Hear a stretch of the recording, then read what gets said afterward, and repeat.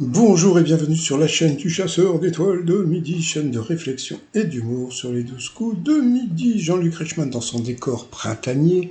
Si vous avez vu ma vidéo de ce matin, la maîtresse de midi, 333 318 €, coup d'envoi.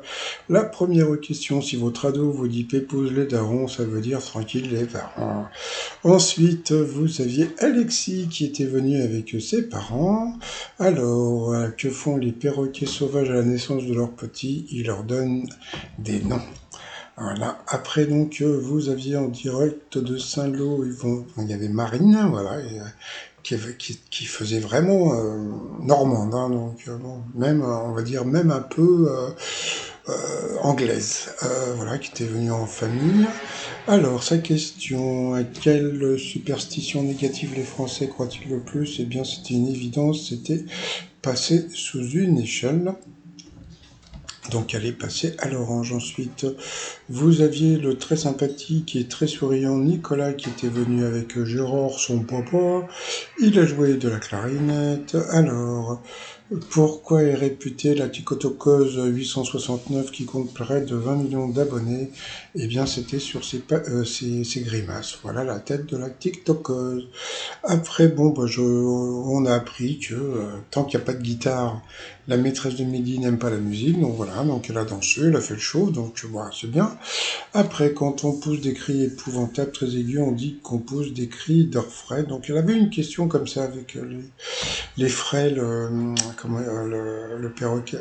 Ensuite, à qui doit-on l'expression se mettre la rate au courbouillon? Donc c'était à San Antonio. Ensuite, Cuexcomate se trouve au Mexique, mesure 13 mètres, mais il est le plus petit au monde dans son genre et c'est un volcan. Ensuite, quelle est la traduction française du titre TQG de Karol G et Shakira? Eh bien, c'était Trop grande pour toi, mais en espagnol. To grande pour toi. Bon, passons. Donc, sur cette mauvaise réponse, il est passé au rouge. Kiki! Kiki dit rouge, Didi. Donc voilà, il a eu, alors d'un côté, comme je le dis, il a eu les coronesses de prendre la maîtresse de midi en duel, mais comme je le dis, c'est aussi la bébé, la titise, puisque si vous prenez la maîtresse de midi en duel, qu'est-ce qui se passe? Elle a une question de bébé. Donc la question de bébé, dans quel film joue Jodie Foster? Donc bien sûr, c'était une question de bébé.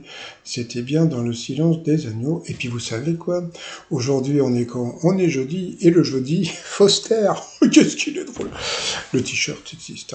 Donc ensuite, Céline, Alexis et Marine se sont retrouvés pour le coup par coup. Alors, quel acide existe? La mauvaise réponse était l'acide fongique, hein, voilà, qui est un champignon. Ensuite, quelle parole retrouve-t-on dans Capri, c'est fini?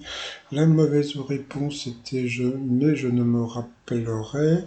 Ensuite, dans quel pays plus de 40% de la population est francophone?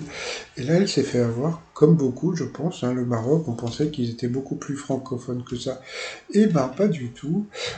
Ensuite, que peut-on associer au nombre 19? Et là, c'est Marine qui s'est plantée, puisque le numéro de la Côte d'Or, ce n'est pas le 19. Donc, pourtant, le parfum de Coco Chanel, c'était assez connu. Donc, sur cette mauvaise réponse, elle est passée au rouge. Kiki Kiki dit rouge et dit Didi du duel. Donc, bon, elle a pris, je sais plus son prénom au duel, qui a fait partie des nuls. Bon, c'était une question assez simple, donc bien sûr, c'était Chantal Lobby. Et puis après, qu'est-ce qu'ils ont fait? Ils ont envoyé la pub. Ah, tiens, en parlant de pub, et ben j'ai sorti le t-shirt Kiki dit rouge, dit. Bah, on sait jamais, hein, il y a peut-être des gens qui veulent ce t-shirt, hein, voilà, sur le site trosmignon.com. Bon, allez, je reviens après la pub. Retour de pub et coup fatal, allez c'est parti. Alors bon d'abord Jean-Luc Reichmann est revenu sur le record de Tata Véro, bon qu'elle va bientôt trouver, donc bon je referai une vidéo par rapport à Tata Véro et puis Céline, juste par rapport à ce que je pense moi. Alors, allez, c'est parti en Chine, qui a été réélu pour la troisième fois à la tête de son pays en mars dernier, donc Xi Jinping. Pour le candidat, dans quelle ville des Alpes-Maritimes peut-on aller au Maryland? Il a dit Fréjus, c'était à Antibes. Quelle teinte obtient-on si l'on mélange les deux couleurs du drapeau suisse? Il a dit rouge. Bah non, c'était rose, c'était simple. Ensuite, quelle série se déroule dans le milieu du hip-hop au sein du label Empire Records? Pourtant, la réponse était dans la question, c'était Empire. De quel pays viennent les dojos? Donc du Japon. Après ça, c'est pour elle. Dans quel film Abdelatif Kechiche a remporté la Palme d'Or à Cannes? Elle a mis du temps à le trouver, mais bon, c'était la vie d'Adèle. Ensuite, en poésie, comment appelle-t-on la moitié d'un alexandrin coupé par la césure? Alors là, franchement, là, ils ont foutu la question. Alors déjà, qu'ils trouvaient pas les réponses faciles, alors là, c'était introuvable. Alors ils ont dit un non, je connaissais pas, et puis on s'en fout un peu. Quelle ville se cache derrière le V du club de basket appelé Asvel? J'imagine que c'est Villeurbanne, il n'a pas trouvé. Laquelle des 4 saisons est la dernière dans l'ordre alphabétique il a trouvé? C'était le printemps. Dans quel ballet classique croise-t-on les personnages de la Fée dragée et du prince Orgeat? Je crois que c'était dans Casse-Noisette, elle a trouvé. Là, bravo. Eh ben oui, comme je dis, il faut savoir dire bravo quand il y a bravo. Voilà, quand il n'y a pas bravo. Ensuite, qui a écrit Le bon sens, c'est la chose du monde la mieux partagée? C'était René Descartes. Encore une question super dure pour lui. Quel fruit jaune et oblong est associé au singe dans l'imagerie populaire? Il a dit le citron. C'est vrai que, bon, en général, t'imagines la gueule du singe qui mange un citron, déjà que c'est acide, donc bien sûr c'était la baba, la nanane, la banane. Ensuite, quel thriller de 1988 réunit Neve Campbell, Denise Richards, Kevin Bacon et Matt Damon? Donc c'était, je sais plus, c'était pas Scream, c'était l'autre, je sais plus, mais c'est pas grave. Donc il a pas trouvé, donc il a été éliminé. Donc voilà, puis elle est contente, elle est contente. Puis Jean-Luc Reichmann dit oh là là là là, vous avez dépassé les. Alors comme je le dis, c'est-à-dire chez moi, premièrement, j'ai rien contre elle. Deuxièmement, bon, elle a de la culture, c'est une évidence, hein, d'accord, mais bon, euh, comme on peut voir, elle est avantagée. Alors bon, le fait d'être avantagée, c'est ça le problème, c'est que d'un côté elle est contente, puis d'un autre côté, est-ce que c'est mérité? Après, c'est à vous de voir. Hein. Ensuite, par rapport au coup de maître, que contient généralement un ballotin? Donc bien sûr, Jacques Balutin, c'était des chocolats. Après, plate ou cruciforme, comment s'appelle la partie haute d'une vie? C'était la tête. Dans quel film Richard Attenborough dépense-t-il sans compter pour construire un zoo avec des dinosaures?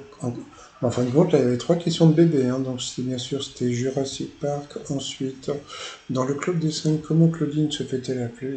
Bien sûr, c'était Claude, Claudine, gna gna. Voilà. Pourtant, je m'appelle Claude et je connais cette rêve, enfin bon. Quel ornement de joaillerie est à l'origine du mot margarine? Donc elle est partie sur des explications, etc. Donc elle est partie sur l'autre. Franchement, c'était une question qui était vraiment pas évidente parce que bon, je me suis dit margarine, ça avait pensé à margarita. On aurait pu penser à une couleur qui a un rapport avec la margarita. Et puis bon, pas du tout. Donc bon, c'était, elle a dit le diamant et c'était la perle. Franchement, c'était une question dure. C'est comme je le dis toujours, hein, la production, comme quand ils veulent piéger quelqu'un, ils mettent une question difficile. Et puis là, il y avait quand même 20 000 euros à gagner. Donc du coup, elle ne gagne que 2 000 euros. Donc ça lui fait 1000 balles dans la poche. Bon, pour 2 heures de tournage, c'est plutôt pas mal. Par rapport à l'étoile mystérieuse, bon, on voit toujours, voilà, donc c'est toujours Zendaya dans l'étoile mystérieuse. Alors, petite réflexion du clo-clo. Bon, comme vous le savez maintenant, elle est éliminée donc le 24 juillet, d'accord? Bon, c'est-à-dire dans presque 2 mois, hein. C'est-à-dire que pendant 2 mois, on va encore se la taper.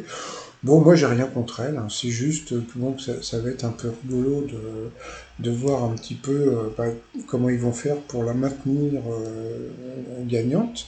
Et puis, donc elle va être éliminée, et on connaît le nom de l'étoile mystérieuse, puisque c'est Zendaya.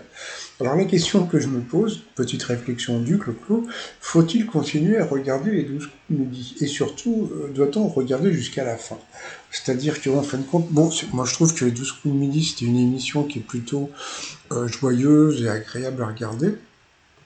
Mais à partir du moment où on connaît la date de son départ et on sait qu'il est dans l'étoile mystérieuse, on peut se poser la question, à savoir, on peut regarder maintenant, je pense, les 12 coups de midi, mais en dilettante, puisqu'on connaît donc l'étoile mystérieuse et on sait quand est-ce qu'elle va être éliminée. Donc, après, c'est à vous de voir.